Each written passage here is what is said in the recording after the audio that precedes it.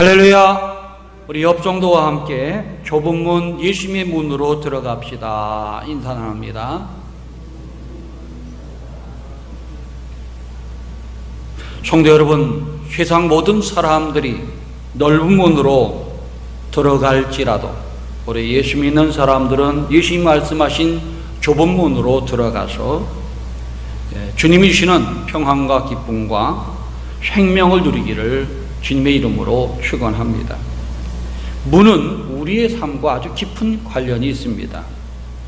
우리 모두가 매일같이 많은 문을 드나들며 살고 있기 때문에 그렇습니다. 오늘도 우리는 교회에 오기까지 많은 문들을 여닫으며 지금 교회에 온 줄로 알고 있습니다. 아침에 일어나서 방문을 열고 나와서 씻고 밥을 먹고 옷을 입으며 나오기까지 여러 문들을 여닫았습니다. 현관문을 열고 나와서 이 교회에 오기까지 자동차 문을 열고 또 이 교회에 와서는 교회 문을 열고 또 본당 문을 열고 우리가 들어와서 하나님 앞에 예배 드리고 있는 것입니다. 오늘 교회에서 이렇게 예배 드리고 또 우리 가정에서 유튜브로 예배 드리는 우리 성도님들은 제가 생각하기에 가장 선하고 가장 지혜롭고 복된 문으로 들어온 줄을 믿습니다. 이렇게 많은 문들을 우리가 드나들며 살고 있는데 어떤 문으로 들어가느냐가 가장 중요하다는 겁니다. 세상에 많은 문이 있지만 들어가고 싶은 문도 있지만 들어가고 싶지 않은 문도 있습니다. 그런가 하면 들어가야 될 문이 있는가 하면 들어가서는 안 될 문이 있습니다. 어떤 문으로 들어가느냐 선택은 우리에게 있지만 그 결과에 저는 엄청나게 차이 난다는 것이죠. 그렇기 때문에 하루 생활하면서 내가 어떤 문으로 들어갈 것인가, 어떻게 살아야 될 것인가 생각하며 살아가는 게 지혜요, 그 사람의 복이라고 생각을 합니다.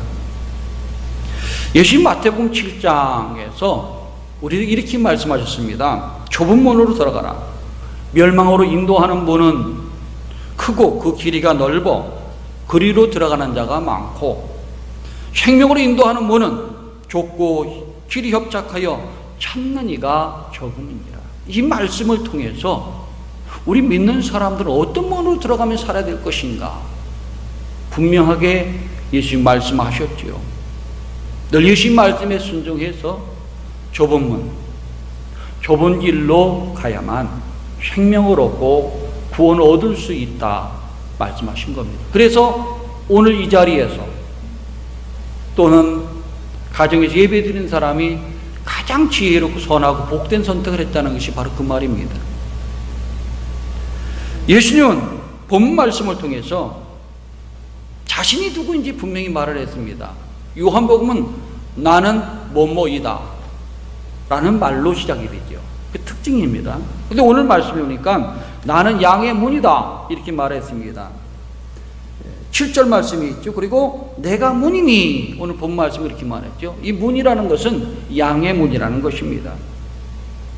세상 모든 사람들에게 사랑을 주고 기쁨을 주고 평안을 주고 쉼을 주고 그렇게 행복을 주는 문이다 라는 말씀입니다. 문이신 예수님인 좁은 문으로 들어가는 사람은 누구든지 주님의 복을 누릴 수 있습니다. 기쁨도 누릴 수 있고 평안도 누릴 수 있고 생명을 누릴 수 있습니다. 왜냐하면 문이라고 하는 것은 아주 귀한 역할을 하고 있죠. 어떤 역할을 합니까? 문에 들어가면 편히 쉴 수가 있어요. 안전하게 보호받을 수가 있는 게 문입니다. 그렇기 때문에 예수님의 문 안에 들어가는 사람은 누구든지 우리 예수님의 보호하심도 받을 수 있고 또 지키고 안전하게 살 수가 있는 것입니다. 자, 우리가 태풍을 가끔 만나죠. 그리고 폭우를 만날 때가 있습니다. 폭풍우가 몰아치고 태풍이 몰아친다 할지라도 우리의 집 안에 문을 닫고 들어가 있으면 안전하게 거할 수가 있는 겁니다.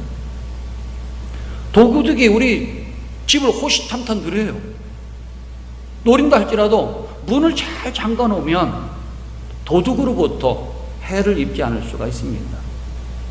못된 사람이 날 쫓아옵니다. 열심히 덩갔어요. 그래서 우리 집안에 들어가서 문을 잠고 꼭꼭 잠그고 있으면 그 사람이 나를 해할 수가 없는 겁니다. 예수님은 그 문이라는 거예요. 내가 양의 문이다. 양은 누구를 말합니까?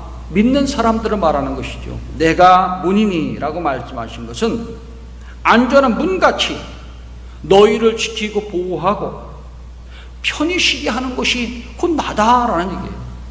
그렇습니다. 예수님은 문이십니다. 또 예수님은 선한 목자라고 그랬죠. 선한 목자가 하는 일이 뭐겠습니까? 양을 치는 일이에요. 이스라엘 사람들은 양을 치는 사람이 많아서 집에 한 마리 이상 꼭 갖고 있죠. 왜? 항상 양의 젖을 먹을 수가 있고 양털을 깎아서 옷을 만들어 입을 수가 있고 하기 때문에 양을 꼭 쳤어요. 근데 양을 어떻게 합니까? 늘 풀밭으로 데리고 가지요. 물가로 데리고 가서 잘 건강히 살 수 있도록 하게 하는 것이 목자 역할입니다. 그것이 바로 선한 목자죠.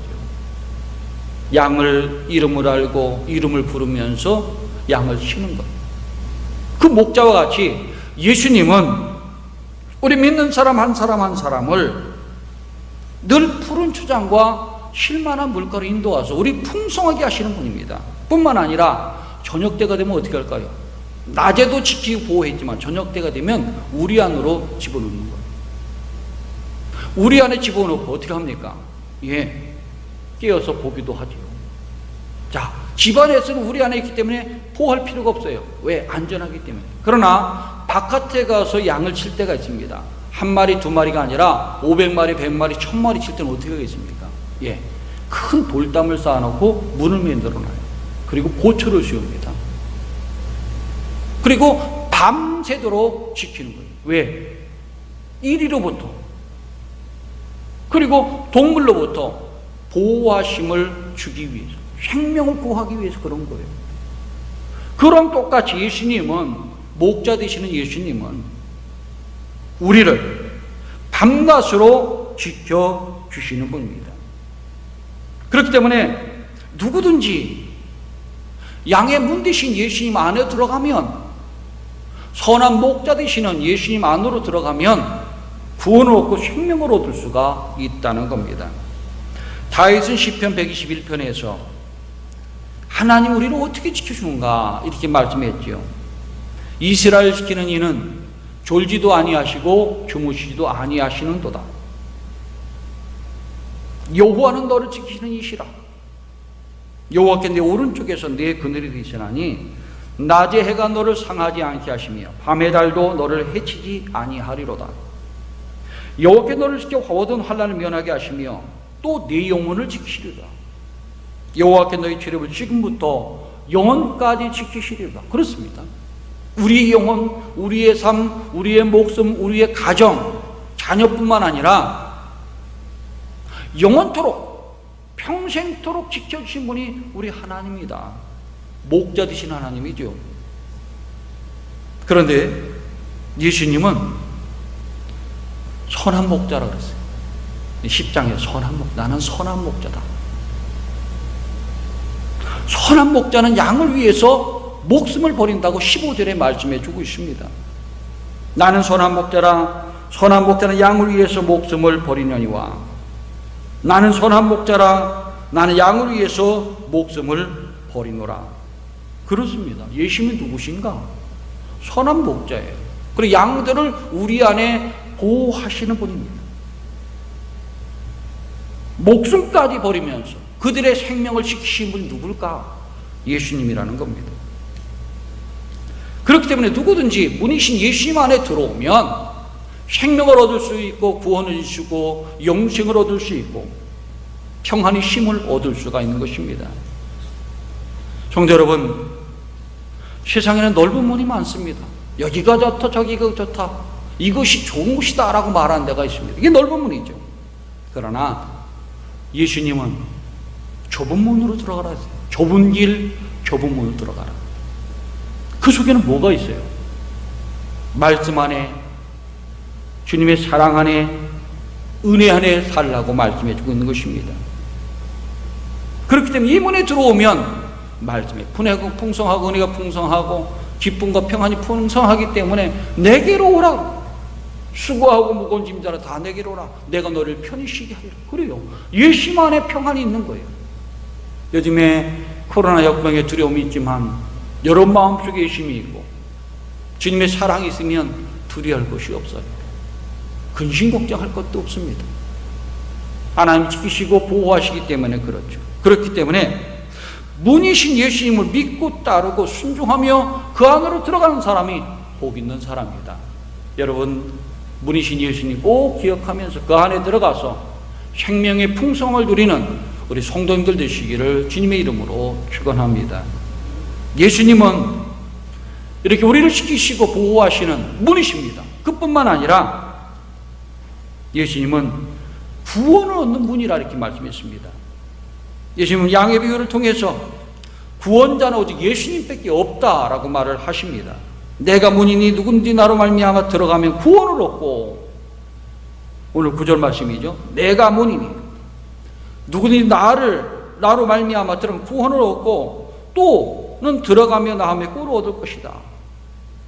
오직 하나님 아들 예수님만이 구원자 되신다고 분명히 말씀을 했습니다. 왜 그렇게 얘기하셨습니까? 세상 모든 사람은 죄를 지었어요. 구원받을 수 없어요. 근데 하나님이 죽어가는 사람을 불쌍히 여기셔서 이사야를 통해서, 에스겔을 통해서, 수많은 예레미야나 선지자를 통해서 구원의 예수님에 대한 메시지를 전했습니다. 이 땅에 세상 모든 사람을 구원하기 위해서 내가 메시아를 이 땅에 보낼 것이다. 그분이 오시면 세상 모든 사람을, 이스라엘뿐만 아니라 세상 모든 사람을 구원할 것이다. 근데 그분이 누굽니까? 바로 예수님이에요. 예수님이 모든 사람의 죄를 대속해서 십자가를 죽으셨습니다. 그 피로 모든 사람이 의롭게 되고 새롭게 되고 거룩하게 되는 거예요. 그 길을 가실 분이기 때문에 나 외에는 다른 자가 없다라고 말씀해 주고 있는 것입니다. 그렇기 때문에 누구든지 구원을 받으려면 구원의 문 대신 예수님께로 나와야 되는 거예요. 그리고 예수님 말씀에 따라 좁은 문으로 들어가야 구원의 삶을 살 수가 있습니다. 예수님이 요한복음 14장 6절에서 이렇게 말했죠. 내가 곧 길이요 진리요 생명이 나로 말미암거나 아버지께로 올 자가 없느니라. 맞습니다. 그 말하신 거예요. 길이라는 것이 무슨 길입니까? 예수님을 믿고 따라가야 구원을 받을 수 있는 길입니다. 세상에는 모든 길이 여러 가지 있지만 구원으로 가는 길은 오직 예수님 한 분밖에 없습니다. 진리라고 했습니다. 진리를 믿고 따라야 변치 않는 신앙으로 살 수가 있어요. 세상의 모든 진리는 다 변했어요. 이 당시 로마 시대 아니겠습니까? 유대 백성들이 또 지도자 아니겠습니까? 근데 예수님이 말하잖아요. 너희는 기들었으나 내가 다시 말하노니 이렇게 살아라. 마태복음 5장, 6장, 7장을 통해서 말씀하신 것을 보면 지금도 진리예요. 근데 유대교의 진리는 다 묻혀버렸습니다. 로마가 힘이 곧 진리다, 힘이 곧 평화다라고 했습니다. 그 사람들이 외친 거예요. 근데 그 진리도 다 묻혀버렸어요. 아니에요.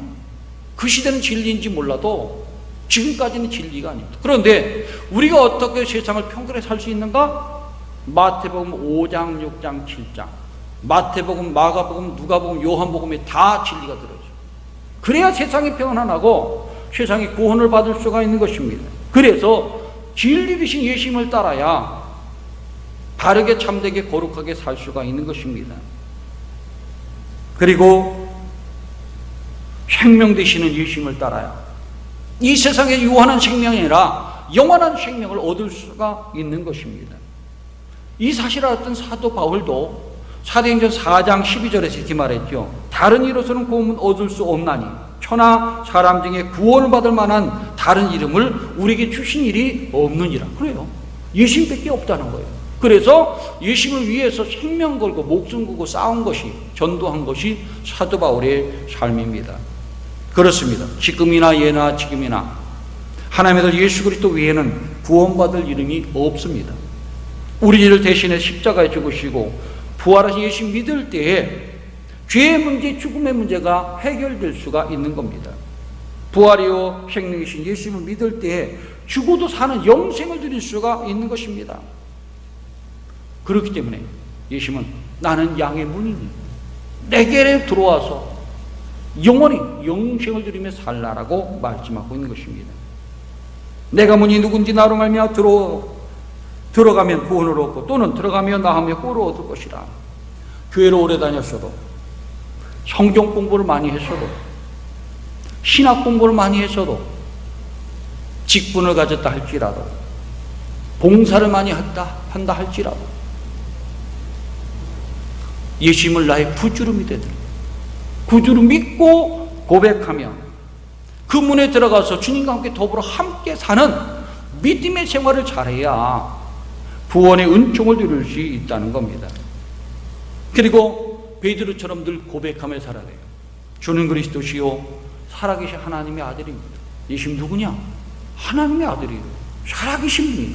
영생 주시는 분이에요. 그분을 고백하며 살아갈 때에 영원한 생명을 누릴 수가 있습니다.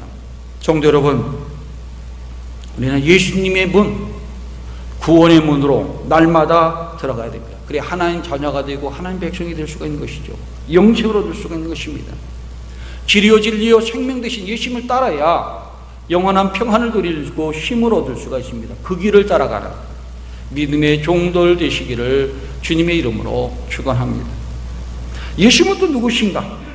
오늘 말씀 11절에 보면 우리의 삶을 풍성하게 하시는 분이다. 생명을 풍성하게 하시고 삶을 풍성하게 하시는 분이라는 겁니다. 10절에서 이렇게 말씀하셨죠. 내가 온 것은 양으로 생명을 얻게 하고 더 풍성히 얻게 하려는 것이라. 예수님 우리를 구원하러 오신 분이에요.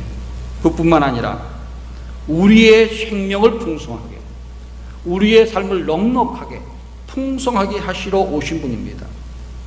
여기서 풍성하시다는 말은 무엇이겠습니까? 어떤 상황에서 부족하지 않다는 얘기예요. 어떻게 부족하지 않을 수 있을까? 하나님이 그 의지하면 부족하지 않을 수가 있습니다. 넉넉히 살 수가 있는 것이죠.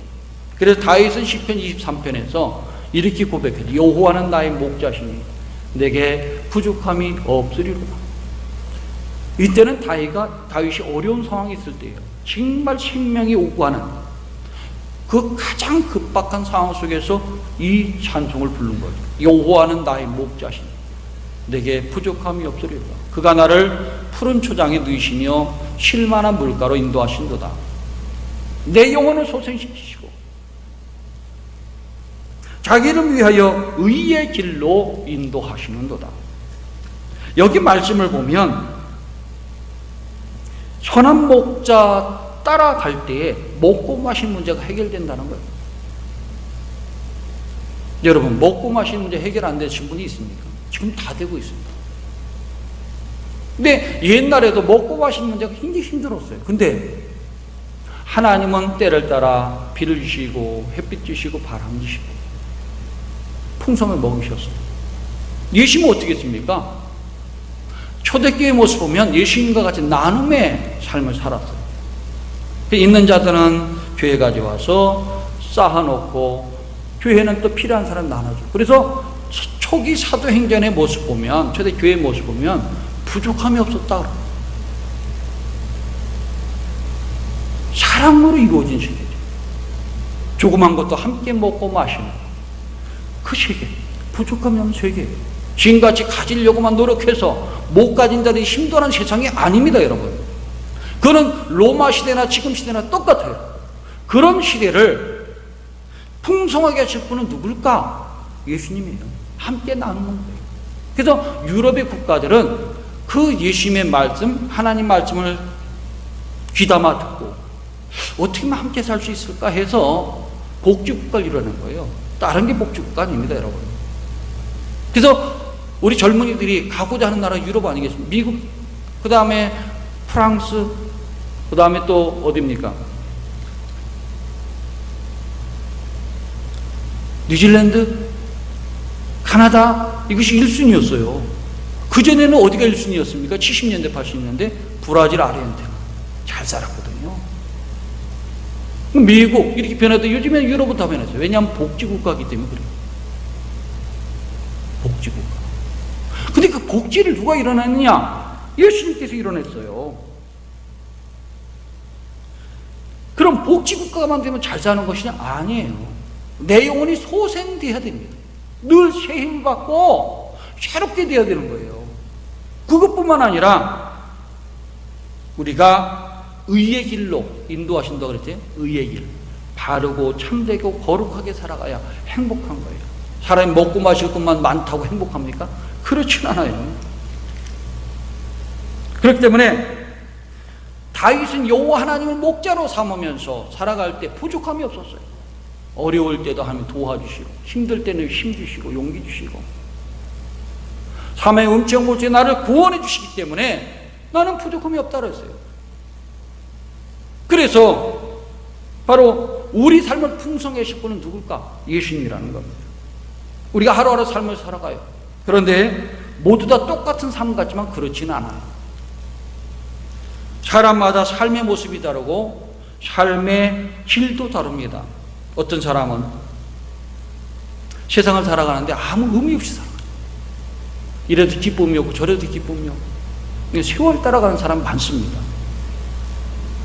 그런가 하면 뭔가 다 부족해요.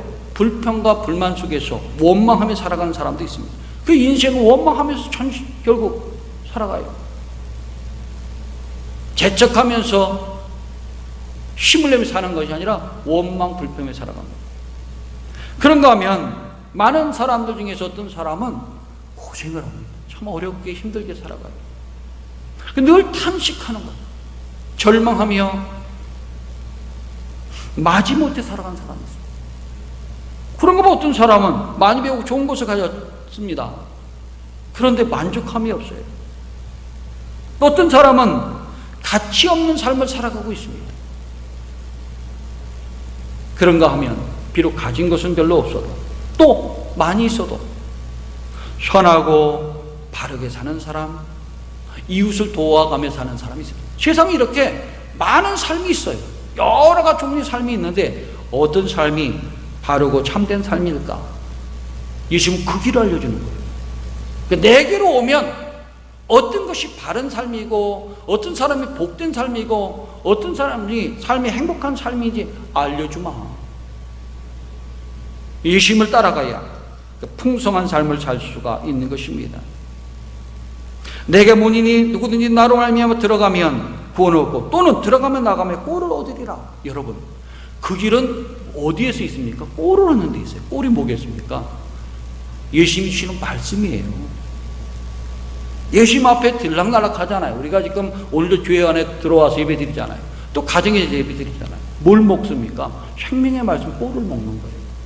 이거를 잘 먹고 그 말씀 따라 순종해 살아가면 우리의 삶이 풍성해진다는 거예요. 풍성해질 뿐만 아니라 영원한 생명까지 누릴 수 있다는 겁니다. 우리가 얻는 꼴은 무엇일까? 생명의 말씀입니다. 생명의 말씀이 우리를 바르고 의롭고 선하고 거룩하게 합니다. 여러분, 바르게 사는 게 얼마나 좋겠습니까? 선하게 사는 게 얼마나 좋겠습니까? 근데 그 길은 세상 속에 있지 않아요. 세상 풍조 속에 있는 거 아니에요. 세상 사람이 가르쳐주는 게 아니에요. 하나님 말씀이 가르쳐주는 겁니다. 그리고 사랑하며 살 수가 있어요. 세상은 미워하고 질투하고 시기하고 나무 음해야 사는 사람 많습니다. 그런데 이런 착한 사람이 없어지잖아요. 근데 예수 믿으면 어려운 이웃이 눈에 뵈요. 도와줄 수 있는 마음이 생깁니다. 예수님이 사랑이기 때문에. 사랑하며 내 자녀들, 가족들, 그리고 남편과 또 아내와 부모와 자녀들, 이웃들 사랑하며 살 때 행복의 그 속에 사랑의 길을 가르쳐줍니다. 또 평화의 길을 가르쳐줍니다.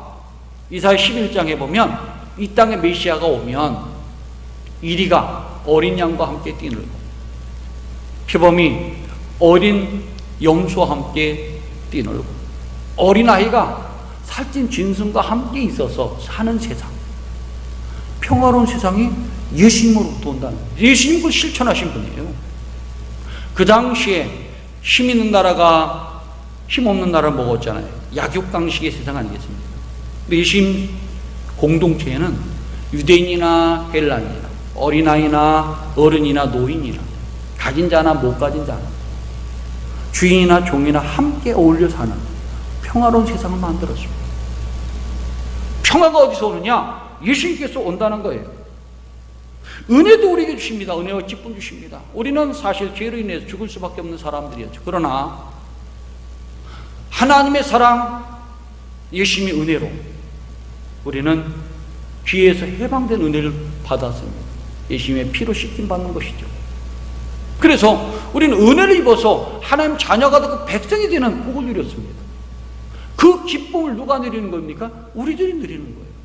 예수 믿으면 영생을 얻을 수 있기 때문에 영원한 기쁨을 누릴 수가 있습니다. 세상이 주는 기쁨이 아닙니다. 그래서 늘 감사하며 살아갑니다. 기쁨과 감사가 예수님을 통해서 오는 거예요. 은혜도 기쁨도 감사도 오는 겁니다. 평안도 오는 것이죠. 예수님 부활하신 예수님께서 뭘 말했습니까? 내가 너에게 말하노니 평안할지어다. 자, 예수 믿는 사람들이 편안했어요. 그다음에 불안했습니다. 예수 죽는 거 보고 불안했어요. 매 맞고 피 흘리는 모습 보면서 너무나 두려웠습니다. 그런데 부활하신 예수님 만나고서 기뻐했습니다. 왜 그랬습니까? 죽어도 사는 말씀하셨는데 분명히 살아있었거든요. 봤거든요. 세상에 줄 수 없는 평안을 누리게 된 것입니다. 예수님 부활이 영생입니다. 나는 부활이요 생명이 나를 믿는 자는 죽어도 살겠고 사람이 믿는 자는 영원히 죽지 아니하리라. 이걸 네가 믿는? 예, 믿습니다. 믿는 자들에게 영원한 생명을 주시는, 오늘 주시는 말씀이 바로 10절 말씀이 그것이죠. 내가 온 것은 양으로 생명을 얻게 하고 더 풍성히 얻게 하려는 것이다. 생명을 얻는데 우리가 주어진 인생 70, 80, 90이 아니라 영원한 생명을 주시는 분이 예수님이다 하는 말씀입니다. 그렇기 때문에 예수님 안에 들어와서 그분과 함께 동행할 때에 풍성한 생명, 풍성한 삶을 살 수가 있습니다. 아름다운 복된 삶을 살 수 있는 것이죠. 여러분, 우리는 수없이 많은 문을 드나들며 살아갑니다. 매일매일. 그렇죠? 한번 쉬어보세요. 나는 문을 몇 개나 열고 닫으며 살았는가. 근데 그 가운데 하나, 예수님 문을 꼭 여십시오. 그 안에 들어가십시오. 주님의 말씀을 들으십시오. 그리고 살아간다면 여러분 삶이 더 풍성해지고 행복해질 것이라 믿습니다. 예수님은 우리에게 쉼과 평안을 주십니다. 구원의 문이 되십니다. 영원한 생명을 주시는 분입니다. 그분을 들어가며 나가며 기쁨을 얻는 우리 성도님들 되시기를 주님의 이름으로 축원합니다. 기도드리겠습니다. 하나님 아버지, 감사드립니다. 부족한 저희들을 오늘도 저희들을 불러서 이 주의 문을 열고 예수 문으로 들어올 수 있도록 인도하심을 감사드립니다. 예수 안의 문에 들어온 믿음의 종들 주님 은혜로 보호해 주시고 지켜주시고 어려운 상황 속에서 감싸 주시고 쉼을 허락하여 주옵소서. 구원의 문 되시는 우리 예수님께서 구원을 주셨사오니 구원의 기쁨 누리고 평안 누리며 감사하며 찬양하며 살면서 영원한 삶 영생을 누리는 믿음의 종들 되게 하여 주옵소서. 예수 이름 받들어 감사하며 기도드리옵나이다. 아멘.